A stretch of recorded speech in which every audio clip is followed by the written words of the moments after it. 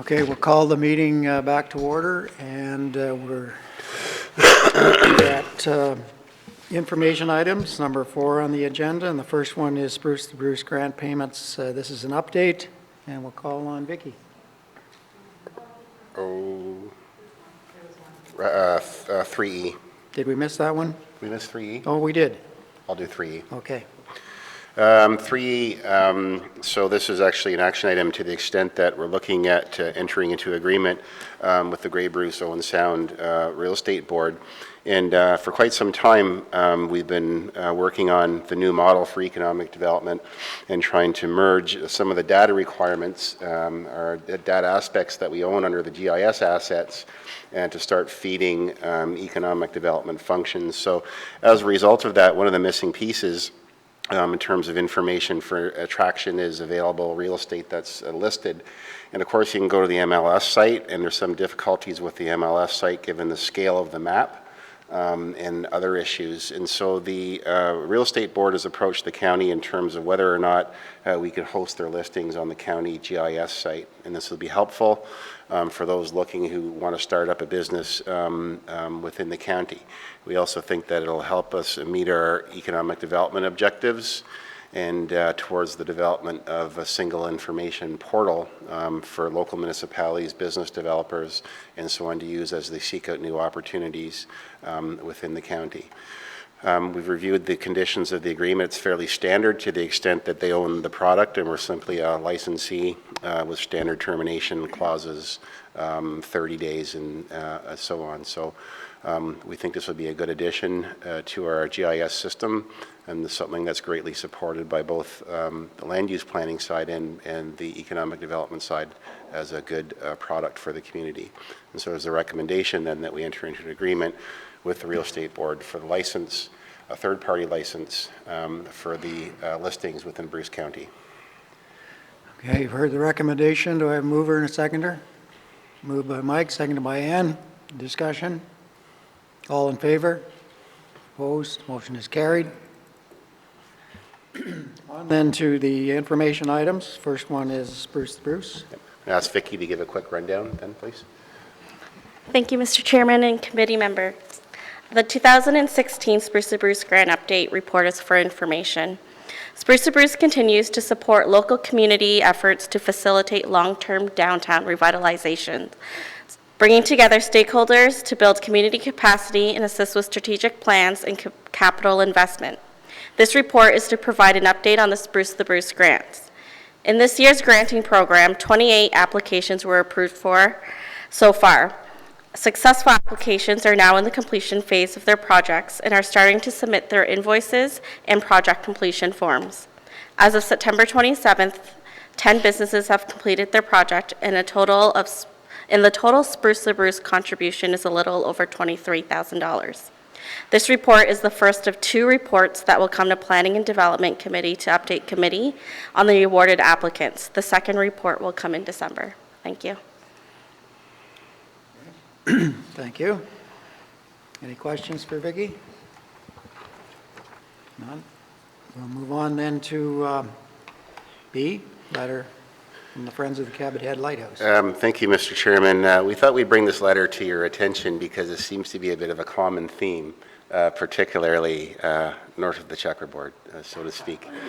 And the county and other partners have been doing a great job in promoting the area as a tourism destination, and as a result of that, we're starting to experience some what I would call neighborhood issues, and it's related to the Adventure Passport, but also other things in terms of people going to the, as you say, the rock star destinations and those being full, and looking for other opportunities to explore within the county, and of course finding some of those opportunities and realizing they're a great experience as well, and thereby attracting more visitors. So the Friends of the Cabot Head Lighthouse has been on the lighthouse has previously been on the lighthouse tour. In order to get to the lighthouse, you have to go through Dyers Bay.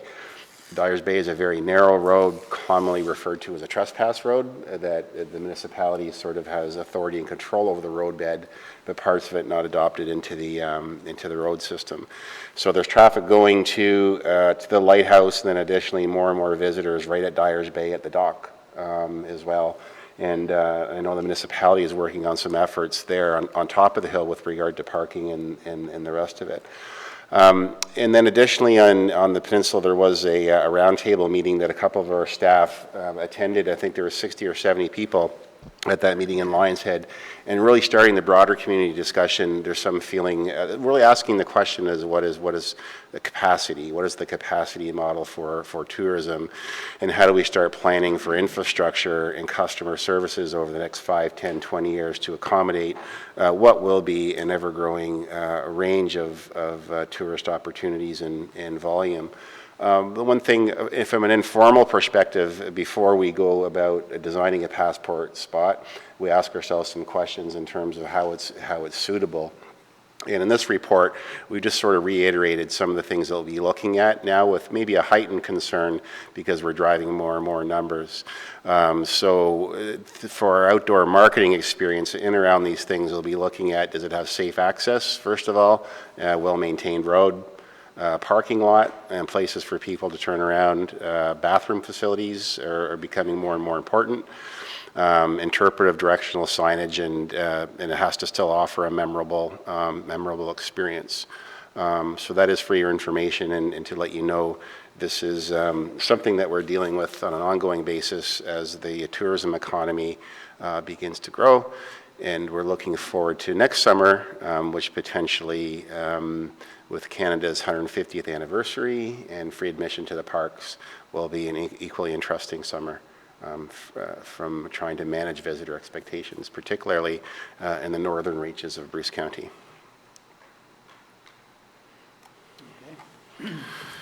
I think we'll just let you carry on with the information Okay, items. sure. Thanks. Next one is C, and this is, I guess, a feather in the cap of a county council for the support of the economic development program, and also our efforts with some of the local municipalities to get them ready to participate within the broader regional model. You may recall that we did some marketing grants through the RED program, really looking at our downtowns and sort of the top 10 approach. And so we worked with Port Elgin, and they decided that the dining experience would be something that they would like to promote as one of those top 10 experiences. And so as a result of that, the county, together with the town of Saugeen Shores and the Port Elgin BIA, have already received the Economic Development Association of Canada's Marketing Canada Award for the creation of the Port Elgin Dining Guide, which is attached to Appendix A of the report. And it makes reference to the October 25th, and if my computer's right, that was a couple of days ago.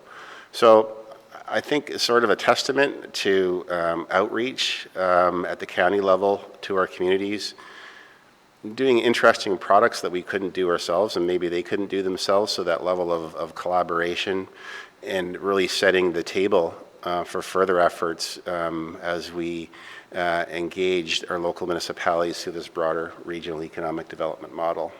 So congratulations to Vicki. I don't know if you were actually involved. Was it you?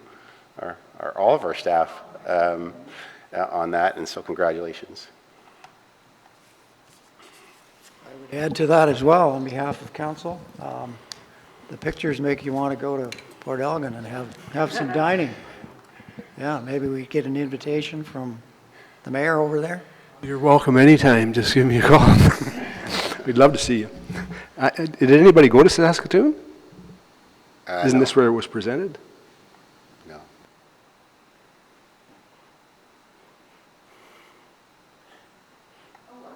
I thought, No, we didn't go. I thought, no one did go, sorry. I thought Chris had answered the question, my fault. Yeah, no. Not that I'm aware of, but I haven't received this month's invoices, so. Next one is the volunteer handbook, so it'd be 4D. The Bruce County Trails Program, we've been at it for 12 or 14 years, and a lot of that has been spent building memorable trail experiences. And as part of that, working with the clubs to provide access, particularly to motorized use, the ATVs and OFSC, and had some very good partnerships with them as well. And it's become time where we have a lot of people asking to volunteer on our properties, and because we've been sort of in building mode, we haven't really had the time or the patience to put together a package for volunteers saying, yes, number one, this is what the program is about, and number two, that you're welcome to participate and to formally get their foot in the door so they can provide some workforce on the county for us. The types of requests we get are from people who actually live in the neighborhood and they've adopted as their neighborhood trail and take friends and family there. Also people from who are avid cyclists from different clubs and so on and so forth, but many of these clubs are not incorporated, dictating us having to deal individually with those volunteers. And of course those working through the motorized clubs as well. And so we prepared a volunteer trail manual just to have on hand and be posted on the website, and people can become familiar with our properties. It lists a number of types of permitted activities that we typically see the volunteers getting involved in, and additionally outlines the minimum training requirements that we provide to those volunteers should they wish to become involved. There's also an application form, which now I think is becoming standard for all volunteers, where you require a police check. And our police check form or application form is really based on the template that is being used in the museum, with some differences because it's different subject matter, standard liability waivers. And through our insurance company, we also have the ability to identify the names and addresses of our volunteers who are part of that core group, and then to make the insurance company aware that they're on the property and there's coverage as well for that. So again, it outlines some of the rules of the trail when you're working with us, some cautions regarding hunting, illegal activities, and so on, the types of trail tools that they'll be using, again, the types of activities they would undertake, and so on and so forth. So that's presented to you as an information item. And any questions if you had them? Anybody have comments or questions? Just to say that's very well done. Thank you. We, in the trails, this next report is also related to trails as well. And we have probably 9 or 10 different documents that deal with risk and how we deal with risk on our properties on a daily basis, running from inspection sheets to training sheets to risk evaluation matrices. And this has never really been compiled in one place before.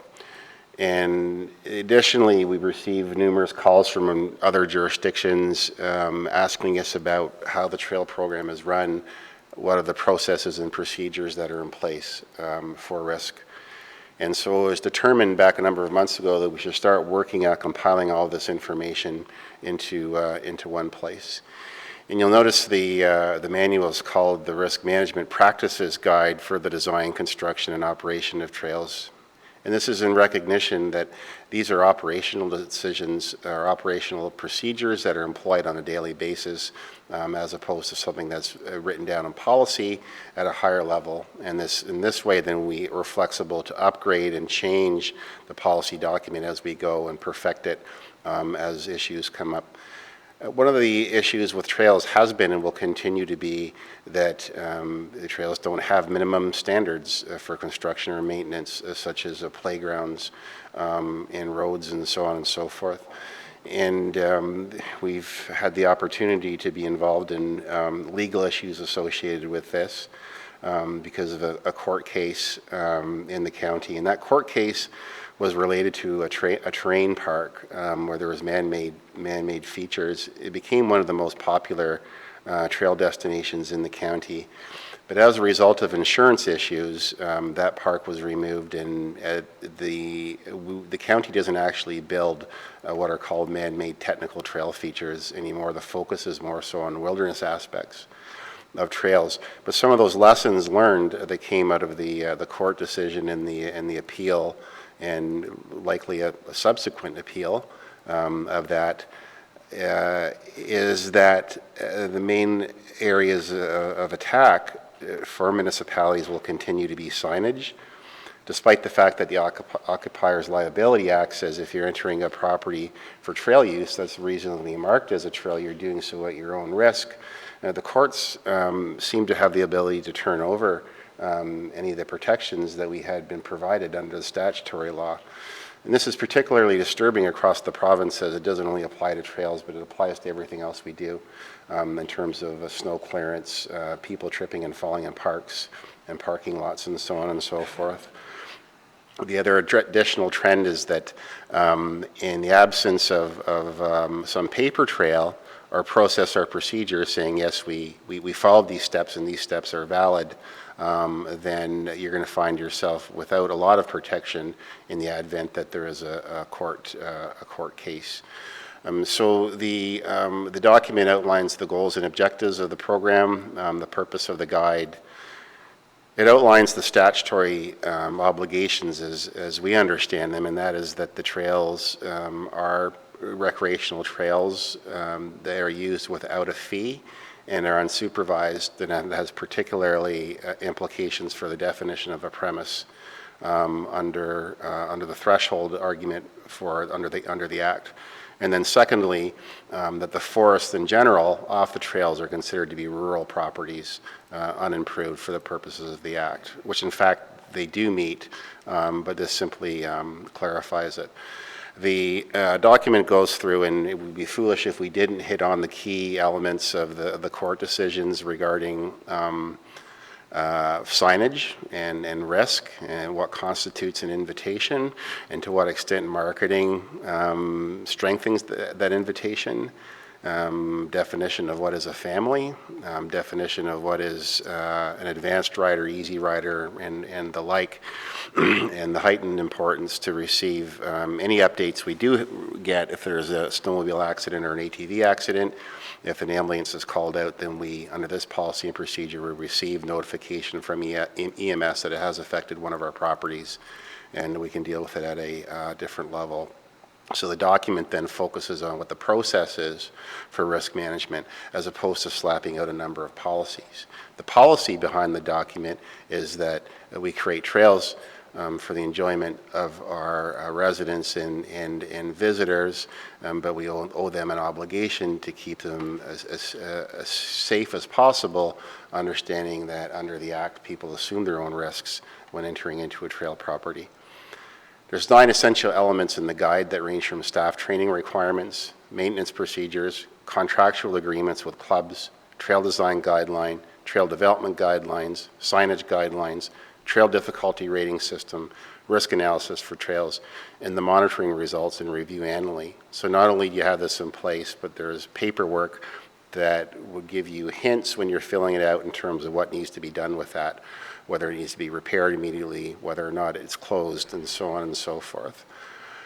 So a number of, it takes advantage of a number of different tables and diagrams to make it simpler, outlines the types of trails and describes them by the types of users on those different properties. And the one element that I will show you, which we're particularly, if I can find it, particularly proud of. We back about 6 years ago, I had the ability to sit on the Ontario Trails Council as the president of the OTC, and it was recognized in the executive forums, the executive directors of all the trail clubs in the province, and it was thought that what we don't have in the province is proper risk evaluation and assessment tools. And this is right around the time that the county was suffering their lawsuit, and others were suffering theirs as well. And we received a $600,000 grant from Trillium to put on a province-wide trail curriculum. And we hired a company called Direct Bearing. Direct Bearing usually does management plans for outdoor facilities such as zip lines, whitewater rafting, and so on. So we outlined the basic requirements of the curriculum and asked them if they could identify a risk management methodology applicable to trails. And so that is incorporated into the strategy, and then when our workers build and design and evaluate trails, it receives a score, and then the scoring system is based on a certain weighted averages for the likelihood of an event, the consequences of an event, and exposure. And those three factors are thrown into the ringer, and it pumps out a number in terms of ranging from 1 to 125, being low risk at the very bottom, being routine, moderate, substantial risk, high risk, and extreme, which is do not continue operations. So I think that is something that is, again, has not been incorporated into the manual. Something was used as a separate document, but it's assessed or included in here as part of the overall assessment. In terms of interdepartmental consultation, I think the report said there was none, but we did review the risk assessment with our health and safety manager, because he's very much involved in that in the county as well, and in the health and safety risk assessment process for employees and so on and so forth. So that's where it's at this point, and it's for information item. I think what we would do is likely circulate it to some colleagues in the field and just do a further peer review of that to make sure we're not missing something. The risk assessment official for Conservation Ontario is watching this as well, only because of the court case and implications that it has for the Ontario Ski Resort Association, who are experiencing similar liability issues. So overall, within the trail program, the risks have been significantly diminished to the extent that we are not building terrain parks, and other jurisdictions continue to build them, but the focus being on wilderness trails, but using some of those tools and learnings through the court case to apply to the wilderness setting within Bruce County. Okay. Thank you, Chris. Are there any questions? No? All right. Moving on then to item number 5, which is correspondence referred from the town of South Bruce Peninsula concerning their notice of passing of development charges bylaw.